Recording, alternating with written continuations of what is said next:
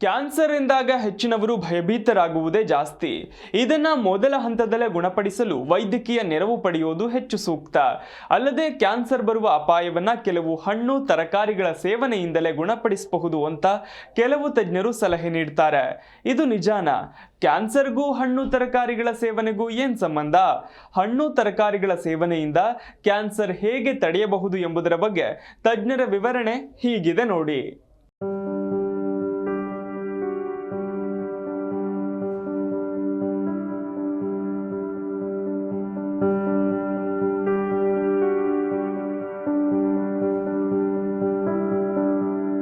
ಇತ್ತೀಚಿನ ವಿದ್ಯಮಾನಗಳಲ್ಲಿ ಕ್ಯಾನ್ಸರ್ ಸಮಸ್ಯೆ ಅನ್ನೋದು ಸಾಮಾನ್ಯವಾಗಿ ಬಿಟ್ಟಿದೆ.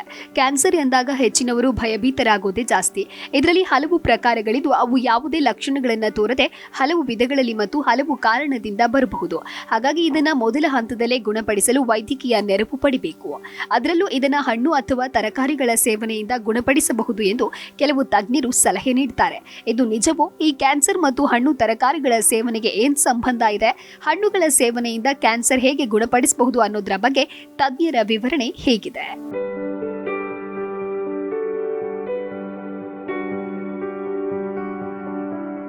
ಇಂದು ಕ್ಯಾನ್ಸರ್ ಬರದಂತೆ ಮೊದಲೇ ನಿಗಾ ವಹಿಸಿದ್ರು ಅನೇಕರು ಕ್ಯಾನ್ಸರ್ ಕಾಯಿಲೆಗೆ ತುತ್ತಾಗ್ತಾ ಇದ್ದಾರೆ.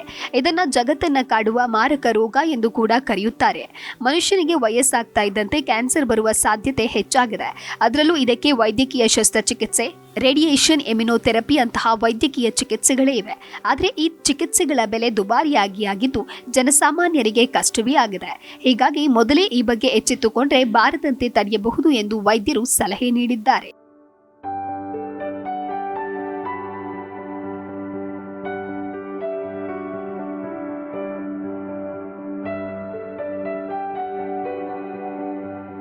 ಕ್ಯಾನ್ಸರ್ ಬಾರದೇ ಇರುವ ಹಾಗೆ ತಡೆಗಟ್ಟುವುದು ಹೇಗೆ?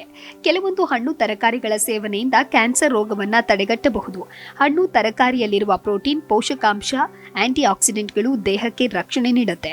ಇವುಗಳ ಸೇವನೆಯಿಂದ ರೋಗ ನಿರೋಧಕ ಶಕ್ತಿ ಮತ್ತು ಕ್ಯಾನ್ಸರ್ ಕೋಶಗಳ ಬೆಳವಣಿಗೆಯನ್ನ ತಡೆಯಲು ಸಹಾಯ ಮಾಡುತ್ತೆ.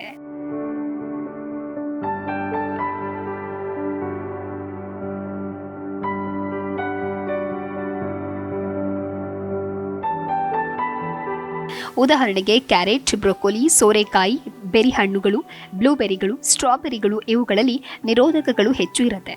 ಅದೇ ರೀತಿ ಅರಿಶಿನ, ದಾಲ್ಚಿನ್ನಿ, ಶುಂಠಿ ಇತ್ಯಾದಿ ದಿನನಿತ್ಯದ ಅಡುಗೆಯಲ್ಲಿ ಬಳಸೋದ್ರಿಂದ ದೇಹಕ್ಕೆ ರಕ್ಷಣೆ ಸಿಗುತ್ತೆ ಎನ್ನುತ್ತಾರೆ ತಜ್ಞರು.